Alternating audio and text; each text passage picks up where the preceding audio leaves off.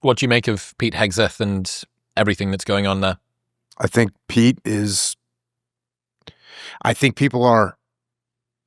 establishment people inside that world are scared because he is a change agent, and I think he's bringing change, and I think he's aggressively bringing change, hey, when you aggressively do things, sometimes some things are going to get, like, there's going to be some collateral damage, and that's one of those things that I think he has decided is worth it. And so I think he's making aggressive change, and I think some people don't like it, and that's the way it is. Yeah. There's some report thing that I saw, the 120 high-ranking roles are... Oh, yeah. I think he got rid of a bunch of flag officers, admirals and generals. Yep. Yeah. 9 4-star general positions and 80 1, 2, and 3-star roles. Check. That sounds like a lot. Do you know, I mean, I don't know if they have this information readily available, but I remember when in World War II, I think we had less generals and admirals than we have right now. Yes. So that's ridiculous. Yeah. So and you've got this increasingly top heavy. Yes. And it's everyone, the military is a human organization. And so when you have the ability, when people's human nature takes over, and I want to build my organization to be a little bit bigger than someone else's organization because it's going to benefit us and it's going to make me better and it's going to make our chain of command higher, then people do that. And they've been doing it for a long time. Yeah, it says the goal of reducing salary expenses by streamlining upper ranks, reallocating leadership responsibilities to lower-ranking officers. Army is expected to absorb a significant share of the reductions, while the Marine Corps and Space Force will see minimal impact due to their already lean leadership structures. Yeah, the Marine Corps stays lean. I don't know too much about Space Force. The Army and the Navy probably have excessive jet flag and general officers. And again, he's right.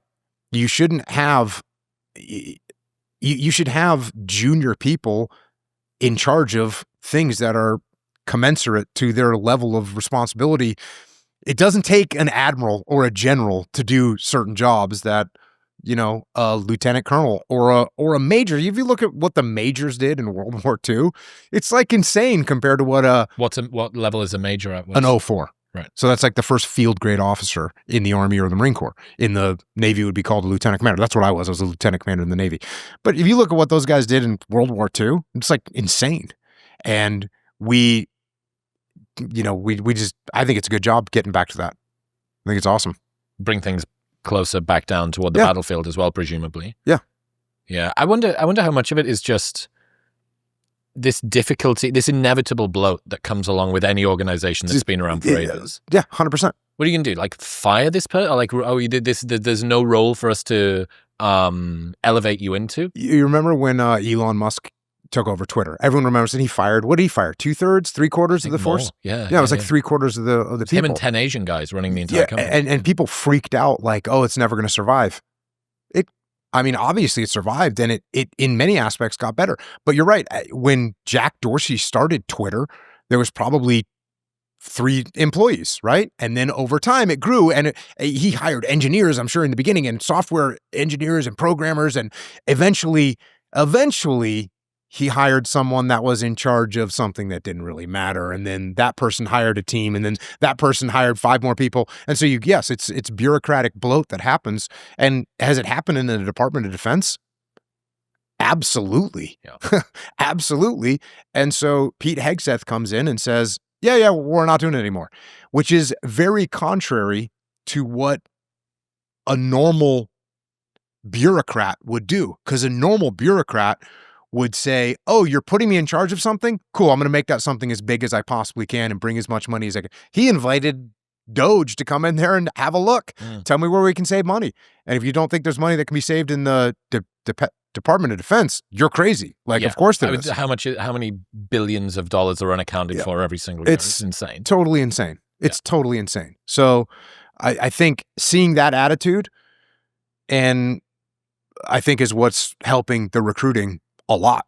The funny thing about the Elon pivot that maybe even relates to this and to the level of recruitment as well, I remember Elon put some job listing out saying, if you want to work harder than you ever have at anything, the most difficult problems, 18-hour days, et cetera, apply here, twitter.com/jobs or whatever.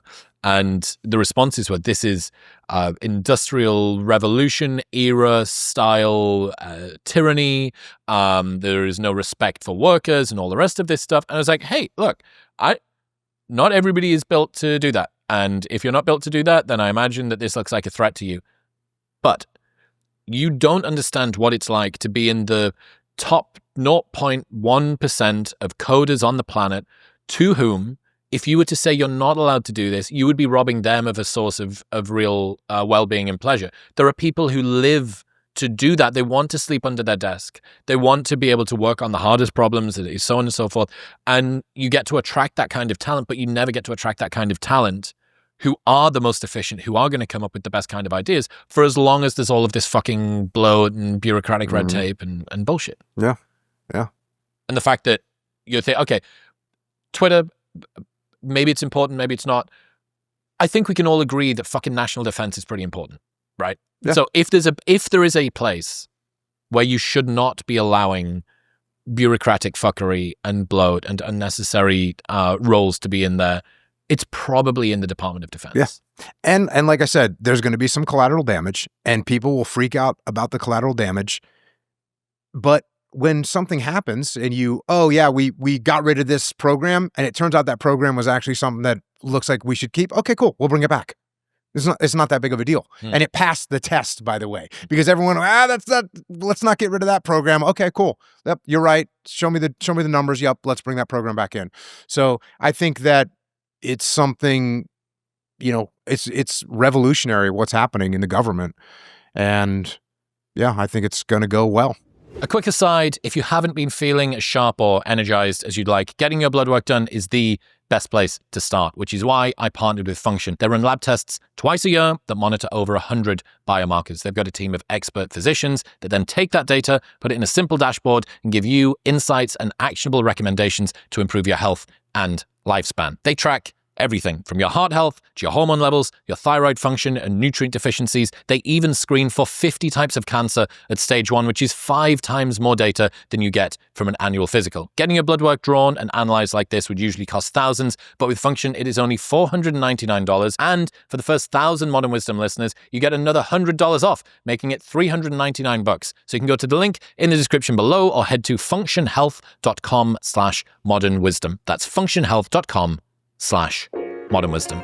Thank you very much for tuning in. If you enjoyed that clip, the full episode is available right here. Go on. Press it.